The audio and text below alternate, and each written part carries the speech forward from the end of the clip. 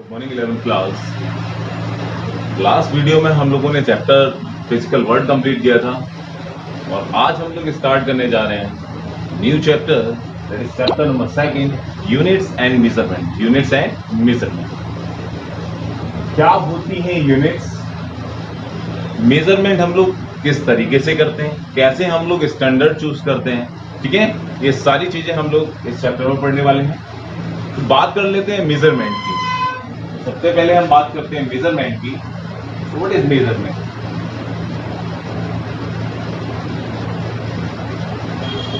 अगर मैं किसी भी मेजरमेंट के बारे में बात करूं, कोई भी चीज मेजर करना चाहूं, मान के चलिए इस बोर्ड की मुझे लेंथ को मेजर करना है। इस लेंथ को मेजर करने के लिए मुझे स्केल चाहिए कि कितना इसका लेंथ है, उसके लिए मुझे एक स्केल चाहिए। स्केल क्या है?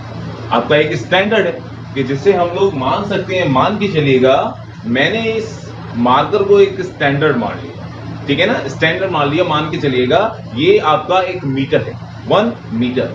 अब मैं क्या करूंगा, अगर बोर्ड की मुझे लेंथ चूज करना है, लेंथ को मेजर करना है, तो मैं देखूंगा 1 marker that is 1 metre, 2 marker that is 22 metre, 3 times, 4 times, 5 times, 6 time. मान के चलिए ये मार्कर की जो लेंथ है वो कंटेन कर रही है 6 टाइम। ओके, अगर 6 टाइम ये लेंथ कंटेन कर रही है तो मैंने इसको माना कितना है? 1 मीटर। तो इसकी जो लेंथ होगी, length of the board 6 into इसको क्या स्टैंडर्ड माना गया है? मीटर। अगर मल्टीप्लाई करेंगे तो बोर्ड का जो लेंथ आ जाएगा वो कितना आ जाएगा? 6 मीटर। व्हाट? 6 मीटर।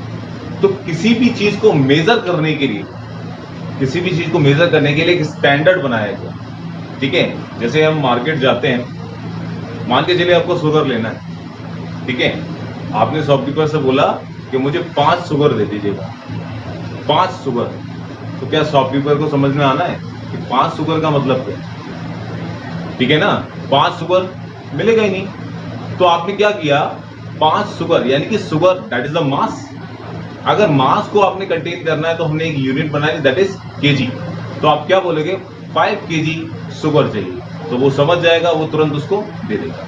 बात समझ में आ रही है? तो केजी हमने क्या बना लिया? एक स्टैंडर्ड बना लिया, एक स्टैंडर्ड बना लिया, ठीक है। केजी द स्टैंडर्ड, यानी कि किसी भी चीज को मुझे अगर मास में कंटेन करना है तो डेफिनेटली एक स्टैंडर्ड बनाना पड़ेगा। वो स्टैंडर्ड क्या हो जाएगा? आपका केजी। अगर लेंथ को मेजर करना है तो स्टैंडर्ड हो जाएगा आपका मीटर। एक चीज ध्यान रखिएगा, हमें किसी भी लेंथ को मेजर करना है तो क्या केजी में कर सकते हैं?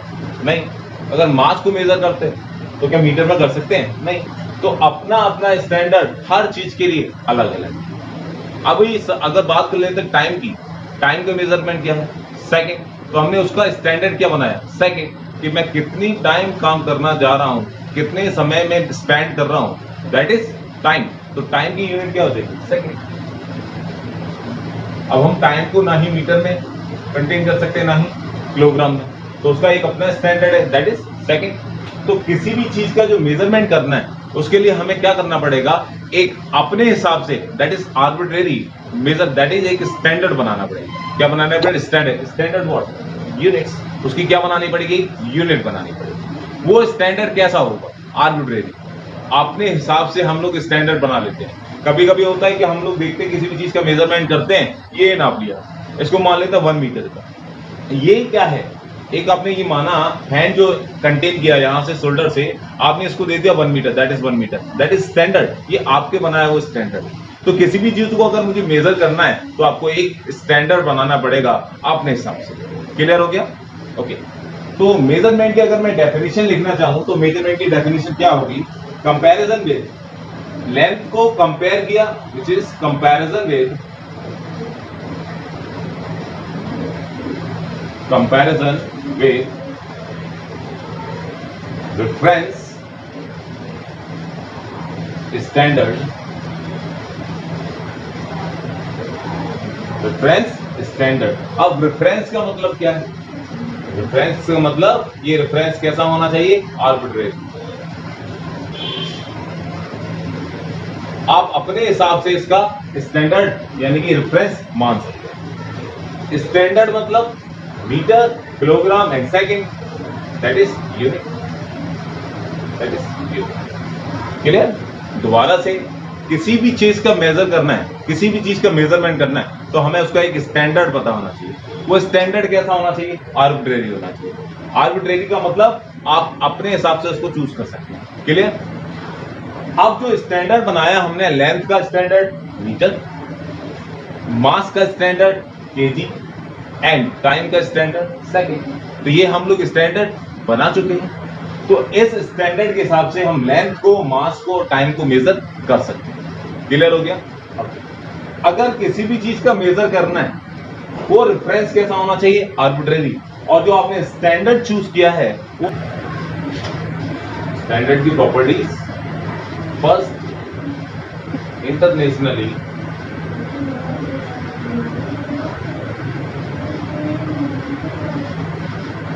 एक्सेप्टेड होना चाहिए, सेकेंड इजिली अवेलेबल होना चाहिए, थर्ड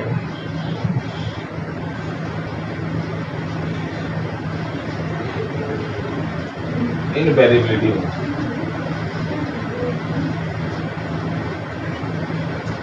ये तीन चीजें 100% होनी ही चाहिए किसी भी स्टैंडर्ड को चूज करने के लिए। फर्स्ट इंटरनेशनली एक्सेप्टेड, यानी कि हर जगह वो एक्सेप्टेड हो, यानी कि जो यूनिट आपने चूज की है वो हर जगह एक्सेप्टेड हो। क्लियर? सेकेंड है वो इजिली अवेलेबल हो जाए, that is scale, 1 metre scale easily available, ठीक है ना? Metre that is the scale, हर जगह अवेलेबल होना चाहिए, इजिली अवेलेबल होना चाहिए। थर्ड पॉइंट इनवेरिएबिलिटी होनी चाहिए। इसका क्या मतलब है? हमने जो स्टैंडर्ड बनाया है वो वेरिएबल नहीं होना चाहिए। जैसे मान के चलिएगा अभी इसकी लेंथ को मेजर किया विद हमने मार्कर, तो मार्कर के स्टैंडर्ड क्या बना दिया? 1 मीटर। कैसा? 1 मीटर। अब मान के चलिए हमारे पास एक आइस क्यूब है, हमारे पास एक आइस क्यूब है। अब आइस क्यूब को हमने एक स्टैंडर्ड मान लिया, मान के चलिए 1 मीटर की मेरे पास एक आइस का टुकड़ा है 1 मीटर का। अब मैंने 1 मीटर से इसको नापा, तो मैं देख रहा हूं 5 आइस के बराबर इसकी साइज है, 5 आइस के बराबर इसकी साइज होगी। तो आइस जो मैंने उसकी लेंथ ली है वो क्या होगी? इसकी यूनिट होगी। अब मैंने 1 घंटे बाद दोबारा से मेजर किया, अभी 5 आ रही थी, अब फिर 6 आने लगी। क्यों? क्योंकि जो आइस है वो थोड़ी देर बाद तो मेल्ट हो जाएगी ड्यू टू टेम्परेचर। उसका टेम्परेचर के साथ वो मेल्ट होना स्टार्ट हो जाएगी। जैसे ही उसकी मेल्ट होना स्टार्ट हो जाएगी तो उसकी लेंथ भी घट जाएगी। अरे है या नहीं? मान के चलिएगा हमने एक आइस लिया, एक आइस का टुकड़ा है मेरे पास, एक आइस का टुकड़ा है जिसकी लेंथ मैंने मानी 1 मीटर। ये 1 मीटर दैट इज स्टैंडर्ड। ये आइस ब्लॉक है आपका। अब मैंने क्या किया? इस आइस ब्लॉक से इस बोर्ड की लेंथ को मान लिया। मान के चलिए इसकी लेंथ 5 आइस ब्लॉक के बराबर आ रही है, दैट इज 5 मीटर। 5 मीटर। अब मैंने 1 घंटे बाद इसी से दोबारा से इसको मेजर किया, तो मैं क्या देख रहा हूं? 6 टाइम आ रही है या 7 टाइम। क्यों? क्योंकि भाई आइस है, due to effect of temperature melt होती जाएगी। अगर वो मेल्ट होती जाएगी तो क्या साइज उसका एक जैसा रहेगा? नहीं। तो ये तो वेरिएबल है ना। कैसा हो गया? वेरिएबल। तो हमें इस टाइप की यूनिट को एक्सेप्ट नहीं करना है, इस टाइप की यूनिट का स्टैंडर्ड नहीं बनता। क्लियर हो गया? ये स्टैंडर्ड हमें नहीं चलेगा। बात समझ? तो हमें ऐसा स्टैंडर्ड बनाना है जिसमें इनवेरिएबिलिटी हो, वेरिएबल ना। बात समझ में आ रही है? क्लियर हो गया? तो ये तीनों कंडीशन स्टैंडर्ड को इंडिकेट करते हैं। फर्स्ट इंटरनेशनली एक्सेप्टेड हो, सेकंड इजिली अवेलेबल हो, और थर्ड इनवेरिएबिलिटी हो। ठीक है? यानी कि वो वेरिएबल ना हो। क्लियर हो गया? ओके, नेक्स्ट देखते हैं फिजिकल क्वांटिटी।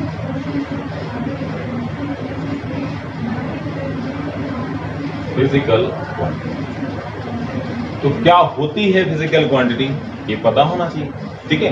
तो देखते हैं फिजिकल क्वांटिटी क्या होती है।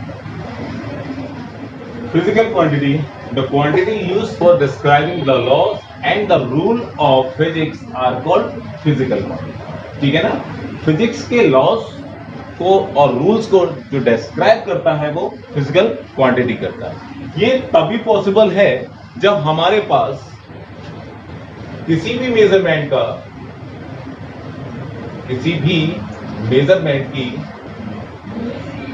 तीन चीजें पता होना चाहिए। फर्स्ट, न्यूमेरिकल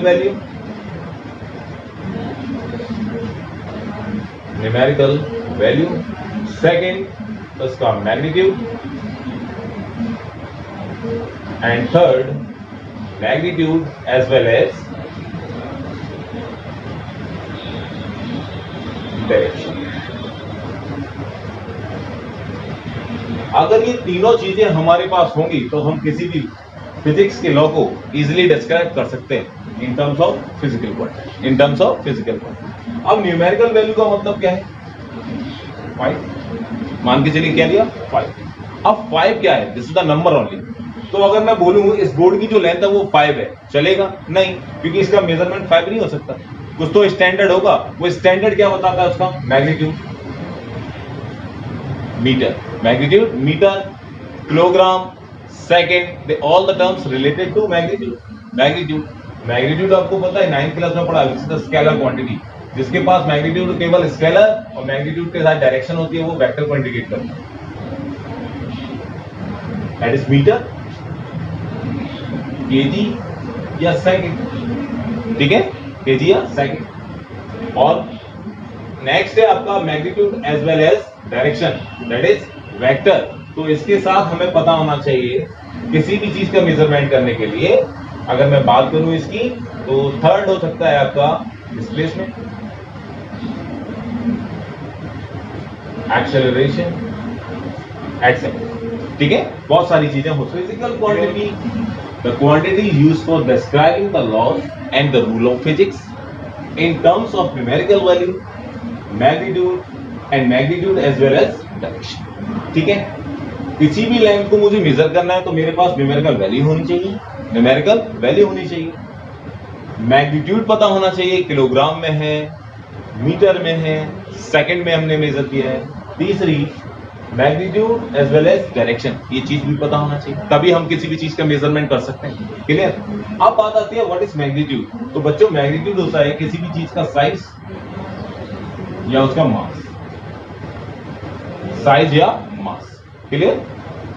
साइज और मास की अगर मैं बात करूं तो मान के चलिएगा एक मैंने ब्लॉक लिया,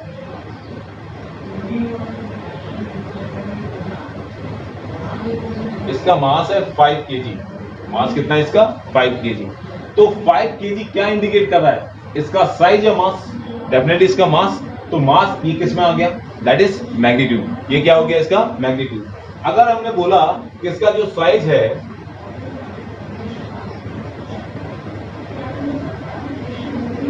5 मीटर का है, 5 मीटर का एक ब्लॉक लिया, तो 5 metre is what? Metre, that is size. Size क्या इंडिकेट करता है? मैग्नीट्यूड। क्या इंडिकेट करता है? मैग्नीट्यूड। क्लियर हो गया? ओके। अगर हमने इंडिकेट किया